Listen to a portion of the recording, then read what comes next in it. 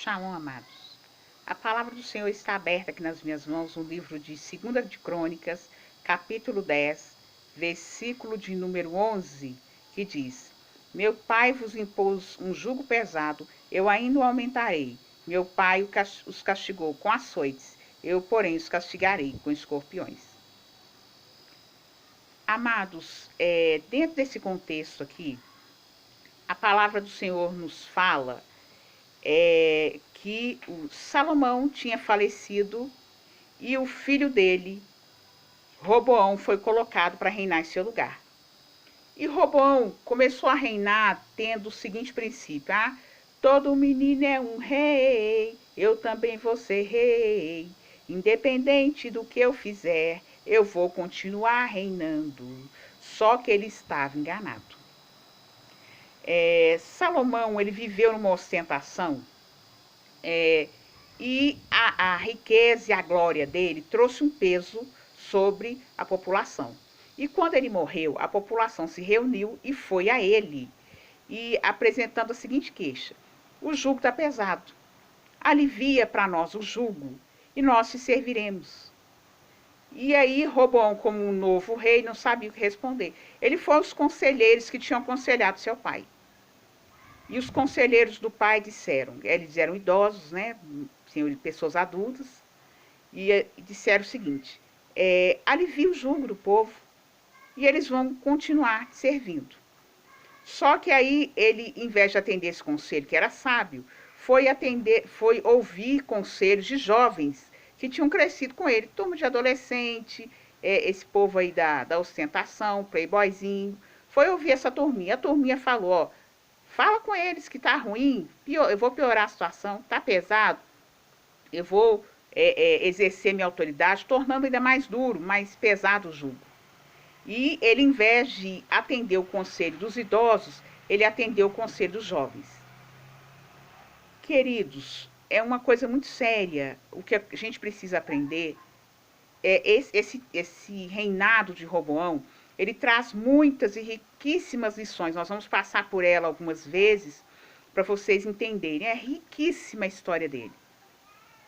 E ela nos explica o seguinte: querido, a gente precisa ser flexível.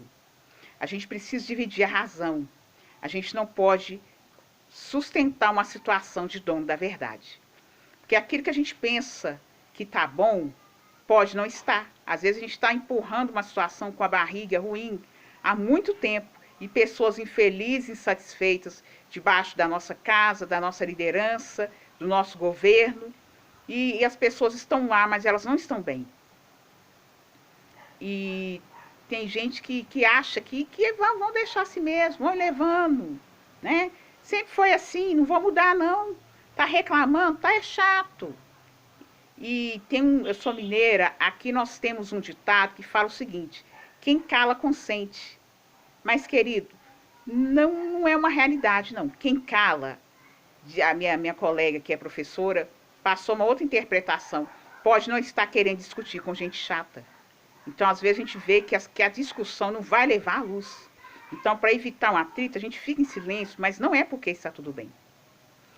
E voltando ao contexto da história ali, ele não atendeu e isso gerou uma revolta. O povo tomou a seguinte decisão: que parte temos lá no versículo 16, só apenas a parte B do versículo, diz o seguinte: que parte temos nós com Davi? Não temos herança no filho de Jessé. Cada um as suas tendas, ó Israel. Cuide agora da tua casa, ó Davi. Ou seja, traduzindo aqui para os nossos dias, cada um com seus problemas. Nós iremos embora, cuidar da nossa vida, e você, Roboão, cuide da sua. Porque a relação de estarmos juntos, caminhando em parceria, acabou aqui. E conta a palavra que houve uma rebelião no reino. E ele perdeu a maior parte do reino. Isso foi uma situação que Deus permitiu, mas o seguinte, ele errou muito em achar que o seguinte: independente do que eu fizer, eu vou continuar na situação. E tem muita gente pensando assim, perdendo emprego, perdendo governo, perdendo casamento, perdendo filhos, porque não sabe ser razoável, não sabe flexibilizar, não sabe abrir razão, abrir mão da razão por algo maior, não sabe ver o bem mútuo, o bem coletivo, ao invés de olhar só o seu lado. Querido, isso é muito sério. E eu vou finalizar por aqui. Nós precisamos aprender a ser flexíveis. É a nossa lição hoje dentro desse texto. Oremos. Pai, em nome de Jesus, nós nos colocamos diante da Tua presença e pedimos, Pai, que o Senhor venha nos abençoar com a bênção da sabedoria, para a gente aprender a entender o lado da outra pessoa, para ver, a gente ver onde é que está pesando mais, onde é que é a insatisfação, o que, que a gente pode fazer para melhorar no nosso dia a dia, nas nossas relações, nas nossas questões. Nós precisamos, como faz lá na Bíblia, fazer o conserto, né?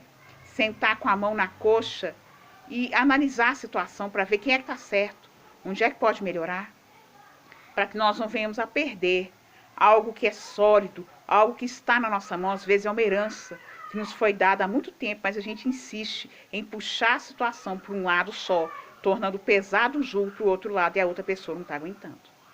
Que nós sejamos inteligentes para entender isso e manter uma relação equilibrada, para que a outra pessoa não diga, chega, para mim não dá mais.